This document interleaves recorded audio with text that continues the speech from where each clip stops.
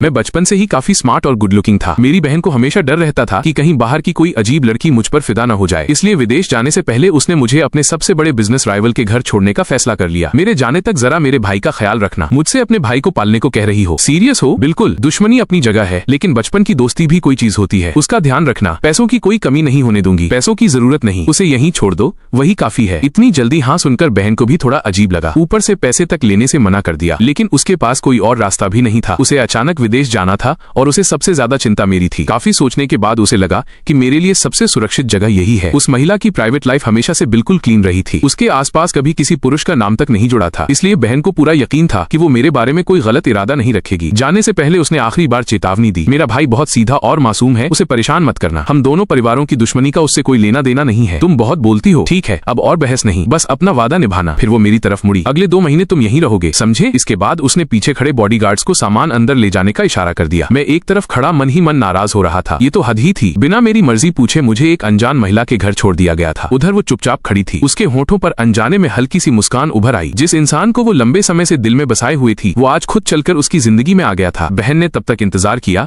जब तक सारा सामान अंदर नहीं पहुंच गया। फिर उसकी तरफ देखकर बोली, मैंने तुम्हारे अकाउंट में 1 करोड़ रुपए ट्रांसफर कर दिए हैं, चेक कर लेना। और हाँ, अभी समर वेकेशन चल रही है, इस पर थोड़ा नजर रखना। बाहर के लोग इसे हमेशा घूमने फिरने के लिए बुलाते रहते हैं। कुछ लोगों की नीयत ठीक नहीं होती, उन्हें इससे दूर ही रखना। मुझे तुम पर भरोसा है, तुम उन लोगों जैसी नहीं हो जो सिर्फ चेहरे देखकर बहक जाते हैं। मेरे भाई को कभी परेशान नहीं करोगी। ये सुनकर उसके मन में एक अलग ही ख्याल आया। आखिर कौन सी औरत अपने पसंदीदा इंसान के सामने पूरी तरह बेपरवाह रह पाती है? किस्मत खुद उसे उसके दरवाजे तक लेकर आई थी और वो इस मौके को यूं ही जाने देने वाली नहीं थी। बहन ने समय देखा तो उसके चेहरे पर घबराहट आ गई। मेरी फ्लाइट 12 बजे की है, अब मुझे निकलना होगा, इसका अच्छे से ख्याल रखना। फिर उसने मेरी तरफ देखा, और तुम कहीं इधर उधर मत घूमना, ठीक है? इतना कहकर वो जल्दी से कार में बैठ गई। मैं वहीं खड़ा उसकी कार को दूर जाते हुए देखता रहा। मैं बस वहीं खड़ा हल्की सी सांस भर सका। अभी भी मैं खोया हुआ था कि तभी एक हल्की सी खुशबू मेरे पास आकर ठहर गई। मैंने नजर उठाई तो सामने उसकी नरम और गहरी आंखें थीं। एक पल के लिए मैं जैसे वहीं का वहीं रह गया। क्या कर रही हैं आप? मन ही मन मैं सतर्क हो गया। अगर उसने मुझे डांटने या कंट्रोल करने की कोशिश की तो मैं तुरंत वहां से निकल जाऊंगा। उसकी नजरें मेरे चेहरे पर टिकी रहीं। फिर उसने धीमी मगर बेहद आकर्षक आवाज में कहा, काफी देर हो गई है, पहले अंदर चलो। ठीक है। मैं थोड़ा एक तरफ हट गया ताकि वो पहले चली जाए, लेकिन जब मैं वहीं खड़ा रहा और आगे नहीं बढ़ा तो उसके चेहरे पर हल्की सी नाराजगी आ गई। क्या बात है? कहीं मुझे देखकर तुम्हारे कदम तो नहीं रुक गए? उसके मजाक पर मेरा जवाब थोड़ा सख्त था, आप पहले जाइए। उसे मेरे मन की बातें कहाँ पता थी। इस वक्त उसके दिमाग में बस एक ही ख्याल चल रहा था, किसी भी हाल में मुझे अपनी नजरों से ओझल नहीं होने देना है। उसने हल्के से भौहें चढ़ाई, इतना मत सोचो, चलो जल्दी अंदर आओ।